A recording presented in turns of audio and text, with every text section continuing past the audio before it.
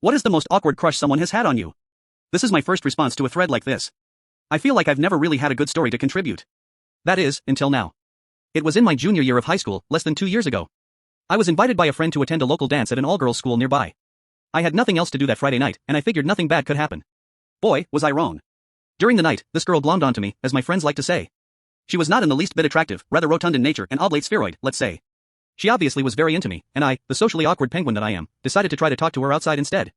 I figured if I got to know her a bit better maybe I'd somehow find some attraction. I didn't want to be a guy who would write her off immediately, because I believe every person has some type of beauty to them. As an average Redditor, I'm not exactly a ladies' man, so I figured as a beggar, I couldn't be a chooser. We exchange numbers. I figure if I'm not attracted to her I can find a new friendship of some sort. She asks to hang out, and I make it a double date sort of deal with a friend of mine who had met a girl at the dance as well. I realized here that me and this girl had nothing in common, and that her physical appearance was simply too off-putting for me to deal with. I gave it a shot, and I wasn't interested. So, I didn't make an effort to ask her out again. She, however, was waiting for me to ask her out, as she thought everything was going great. This left a huge elephant in the room, so to speak. Eventually, I had to tell her I wasn't interested, because her friends were telling me to ask her out. I called her and said I wasn't interested. After this, she goes and tells her friends that she's going to cut my balls off among various other colorful phrases. Fast forward a couple of weeks. Through some casual observance on Facebook, my friend discovered that this girl had written stories about me on her fanfiction website profile. He said I had to read them for myself. I did.